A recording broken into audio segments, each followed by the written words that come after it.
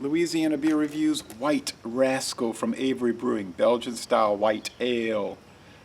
Bottled on February 22nd, 2017. It's got the date, guys.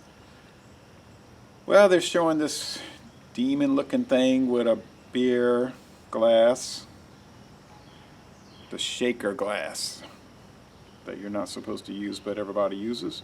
5.6% alcohol. IBUs not disclosed. Rapier says it's 10. Sounds about right in ale with spices. This company was established nearly 25 years ago. It's in Boulder, Colorado. Rocky Mountain water, malted barley, malted wheat, hops. What kind of hops? Well, they say Hersbrucker, Sterling, and Bravo. Curacao orange peel. Curacao is an island in the Kingdom of the Netherlands. I know the Netherlands is a country in Europe, but Curacao is an island in the Caribbean Sea, but it is part of that kingdom, in case you're wondering. That's why a lot of players, they say in Major League Baseball, and they'll say they're Dutch, but they usually are from the Dutch West Indies. Gets a good score on Beer Advocate. The Bros say it's okay, so a C from the Bros, but a B overall. Rapier saying it's bad, a 59, a bad beer, a failure of a beer, but a good beer in the style, an 85. I'm not a fan of white beers. I guess this would be similar to Hugotten, which I never see around here anymore. Celis White, which is white beers. Besides Blue Moon and Shock Top, they're not too popular around here. Maybe in your area, but not too much here.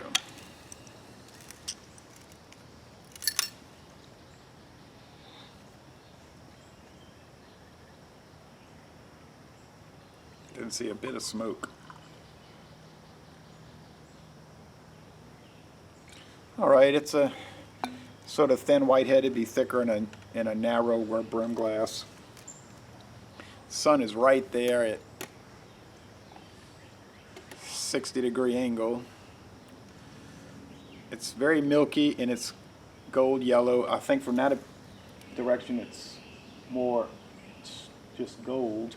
Yeah, a lot of little tiny bubbles breaking loose from the bottom and heading north. Or I should say heading up. Smells very similar to your Celis White,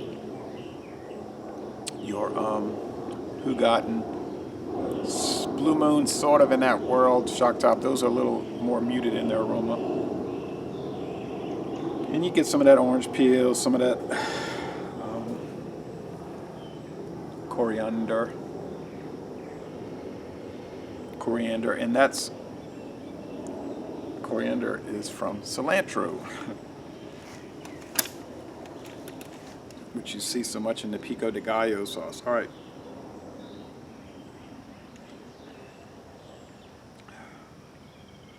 Yeah, it's just a standard taste. Sweet white bread, lots of sugar, mild coriander, some bubblegum, some banana. The orange peel is in the back with the bitterness, which is practically non-existent, 10 IBUs. White wheat bread, high, medium, almost heavy body, a little fluffy, white, fluffy like, it's like drinking bread. And the finish is medium wet and easy going. You could sit down and do a Celis White versus Avery White Rascal versus Hugotten blind taste test. And I'm pretty sure they would be practically indistinguishable. You might be able to tell them apart. I don't think I would be able to. I think they're comparable quality. The price, probably about the same. Hugotten's probably your best value.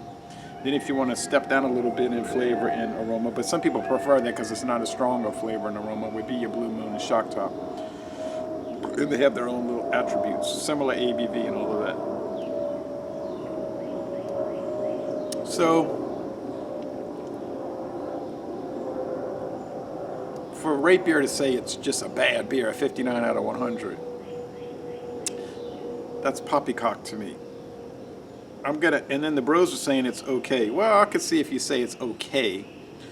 But I'm gonna go along with the consensus at Beer Advocate, the general feeling that it's good. It is a good beer, a B, but I'm gonna go up to B+, and I think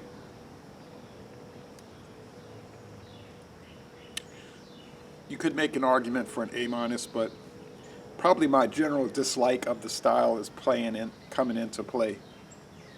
But certainly it's at least a very good beer, and to say it's just okay, or as they're saying over there on Rate Beer, that it's frankly bad, makes no sense to me. So Laissez Le Bon Temps Roulé, a very good, well-made beer, and I'm going to end this review by saying y'all come on down to Baton Rouge.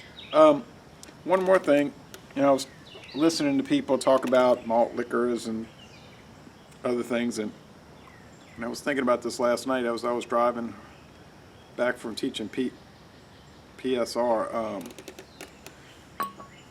This whole thing about me reviewing and doing double downs and all this on regular type beers, a lot of that stems from reading written reviews.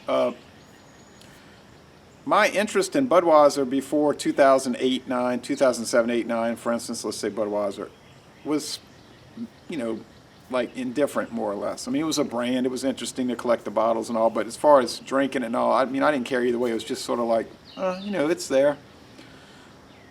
But then I would read reviews, but I started reading written reviews.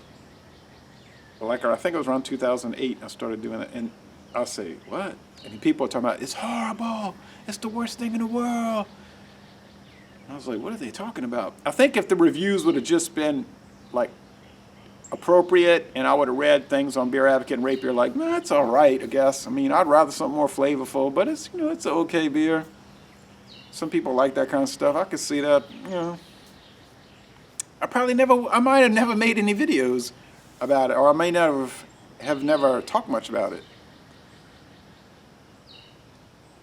But then when I start seeing all these crazy reviews, and then for things like Mickey's and Natural Ice, and they really hated Natural Ice, like, oh, it's profoundly bad and all, and I'm drinking it like. So that got me fascinated with that because of that, what I consider an awry perception of it. So then it makes you think, how can they're saying it's so horrendously bad when in reality it would be more accurate to say that it's just kind of ho-hum. And if you said this beer is kind of ho-hum, hey, but if you're getting on there talking about it tastes like shellac and radioactive isotopes and you'd rather be beaten to death, that's when things start to break down. All right, thank you, and y'all come on down to Baton Rouge. Over! Look at the beautiful weather.